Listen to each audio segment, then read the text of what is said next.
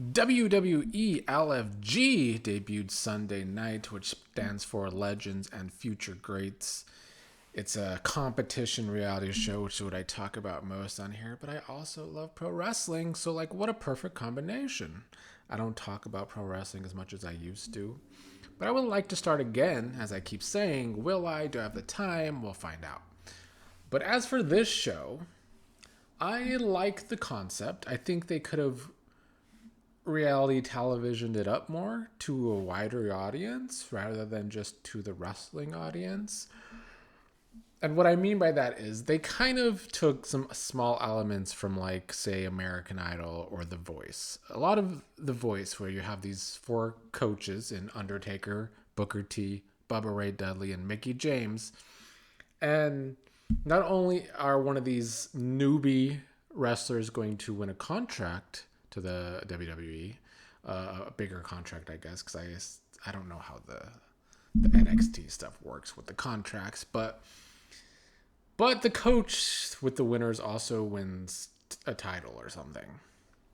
What I wish they would have done, they're all already taking that element from The Voice, and if I were to put my producer hat on for a moment, if there is a second season, I think they need to reality television it up more and do more of The Voice. Now, you don't have to totally rip out The Voice. The judges don't have to be turned around and then only listen to the people. But I think they should start it. They have a lot of these younger talent trying to build themselves up. They said they had like 100 people in the PC. So I think the show should start with the judges picking their teams, and every new person gets a chance to like cut a promo, and if they like the promo, then they want them on the team. Because let's be honest, the promos were the most entertaining part of last night's episode, and promos and storylines and characters are what make pro wrestling actually entertaining.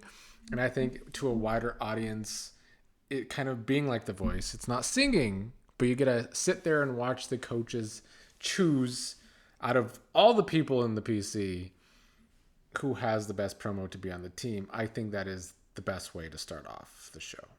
And then you could go from there.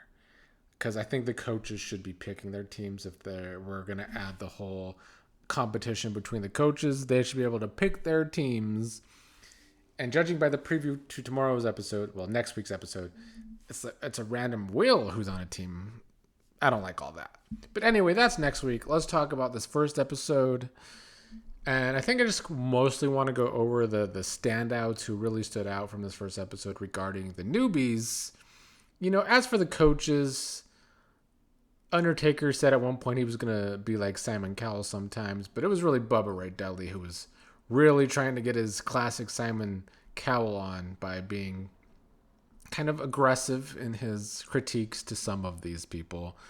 But I thought all of them, even Bubba Ray, despite his delivery, were giving good advice to most of the people from what we've seen in the edit anyway. I'm going to start with the men. And the first person to talk about is Braden BJ Ray, because he got into it a little bit with Bubba Ray. And was that a work? I kind of think it was. But going as far as wrestlers and even tying this to Big Brother, his personality reminded me a lot of Mr. Spectacular, Jesse Goddard, who was on Big Brother back in the day, became a wrestler, spent some time in TNA, never made it huge unlike, The Miz per se. But the cockiness, the attitude with Bubba Ray, the smart assery, very much Jesse Goddard. I don't think that actually is what kept Jesse from getting further in the wrestling business. I think Jesse's just better for reality TV. He still wrestles down in OVW, but I think unlike Jesse, Braden being on a wrestling reality show and not just Big Brother, I think Braden has a bigger shot of going far. We're going to see if his journey is that the judges are eventually going to be like, yeah, you're really good at the mic and you're really learning quick in the ring, or if his attitude is still going to get in the way of their judgments. But there's a lot of potential with him. He has a big personality. I think, he's comes across as cocky, but it could be confidence as well. I think he just wanted to put on a show with Bubba Ray, and I don't know if it was part of the show, like if it was a work, because Booker T throwing it to him to cut a promo on Bubba Ray after he said he wanted to before cutting a promo on Bubba Ray, it was convenient. But he did a good job with that promo, so I like him, and I think he makes for good TV, which is what I want out of a wrestler, honestly. Before we get to the two main standouts, the only other standouts from the guys to me were Elijah Holyfield, who is Evander Holyfield's son. This is his first week in the Performance Center, but his promo was natural. He cut a really good promo, but we have to see what his ring work looks like after just being in the Performance Center for a week, allegedly. I think that's going to take some growing, and I don't know if that's going to be enough time for him to win this show. I don't know how long this show lasts, but if it only lasts a few weeks, it's hard for me to see someone being in the Performance Center for only a week really thrive. But maybe, I assume maybe he had some wrestling training before he got onto this show, before he even went to the Performance Center. Because if not, just throwing him out there to the wolves is a lot. And I get maybe they threw him on the show because of name recognition, which is what the judges want him to do in his promos, is be Evander Holyfield's son, but also make it his own, which was good advice. He did stand out. Do I think he has a chance to win? Not really. Troy Yearwood stood out because he clearly has a great physical prowess. They talked about him being like number one in so many things at the Performance Center where the physical stuff is, but the judges and coaches, whatever you want to call them, ate him alive for his promo, which I didn't think was that bad, but it really wasn't good. He didn't believe in the promo. So he has a good starting point from the physical stuff, just has to work on a character. It's hard to have a promo if you don't have a character you can believe in. You can't just be a good wrestler. That's what happened in the 2010s in wrestling. Everybody just wanted to be the best wrestler. And that's why attendance sucked. And that's why AEW's attendance sucks, because they don't have enough actual strong characters to deliver strong promos and sell tickets, which is what Undertaker talked about a lot in this episode regarding the promos, is they sell the tickets. Yes, character and promo sell the tickets, so he needs to work on that. The two main standouts for the men were Shiloh Hill and Anthony Luke. They had the match at the end of the episode. Shiloh, to me, is the biggest frontrunner of the men, even though he didn't get the nod at the end of the episode from the match. I think he has a little bit of a character, still needs to be developed. They called him out on his promo, even though it was a cutesy little thing for not getting intense enough. But when Booker challenged him to get intense, he got intense, and it was very believable. And I really liked that promo from him. So I think he has a lot of potential. Same with Anthony Luke, really. He said he was confident.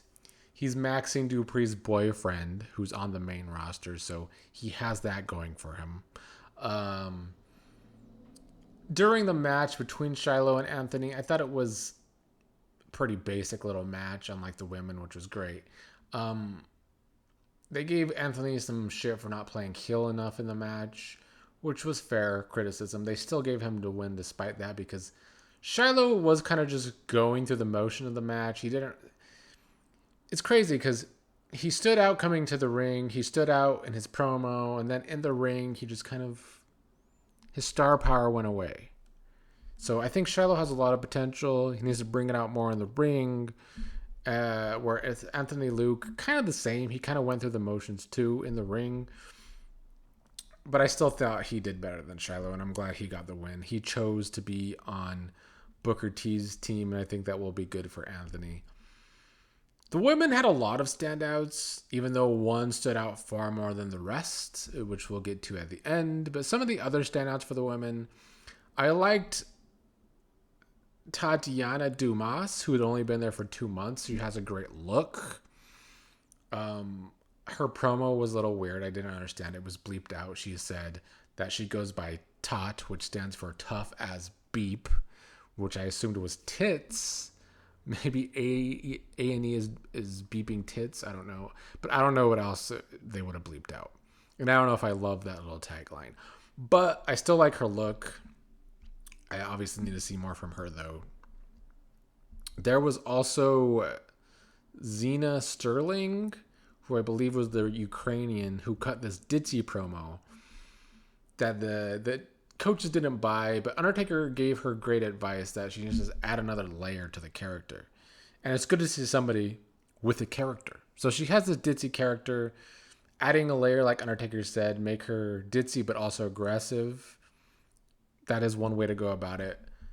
That was good advice by Undertaker. I kind of hope she ends up on Undertaker's team because I think that will be good for her after that advice. There was also Lee Laurel. I don't love some of these names. One of the guys' names was like Chris Island. Terrible name. Hope that gets changed in the Performance Center. Lee Laurel's another one whose name I don't like. She has a great look, though. She's obviously very attractive, which I think is why the judges kind of gave her a pass on her promo. I thought her promo, it wasn't bad, but they gave so many other people shit for not believing their promo.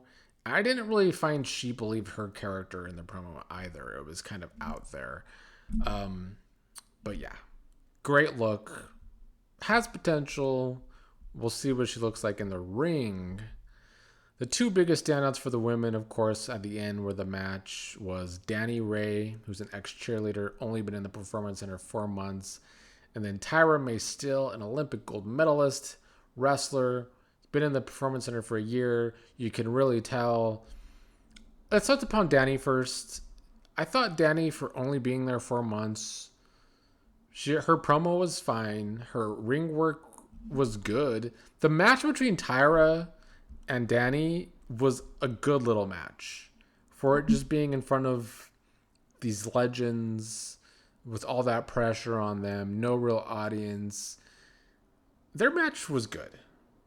Like, was it this all-time slobber knocker? Of course not. And was it kind of basic? Is Tyra just playing this dominant heel? Yeah, but she did a great job as the dominant heel. They compared Tyra to Kurt Angle a lot for obvious reasons and other Olympic gold medalists in wrestling. I see it. She has a wrestling background. She's going to be a great technical wrestler.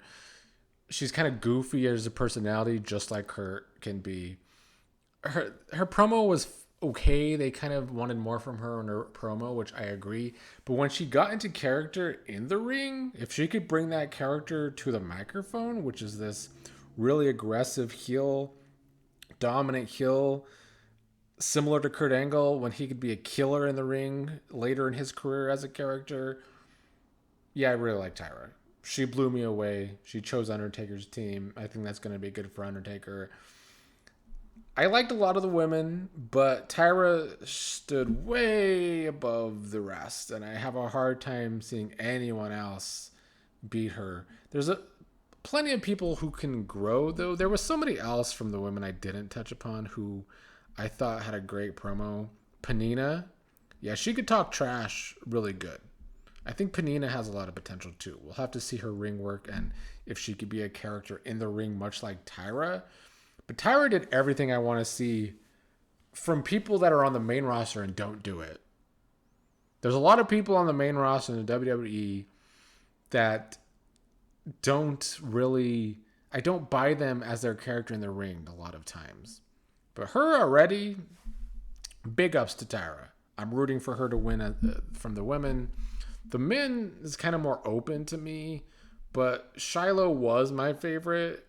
Although Braden BJ, I don't know if that's his last name. My notes, I could have just been talking about Bubba Ray. But I like BJ as good TV too. But that's all. Like the first episode. Still think they could make it even better, like I said at the beginning of this. But yeah, good to see a competition show from wrestling again out that isn't Tough Enough, even though I did enjoy Tough Enough too for the most part. But this one, if they could just add more elements of The Voice for next season, I think they got a hit.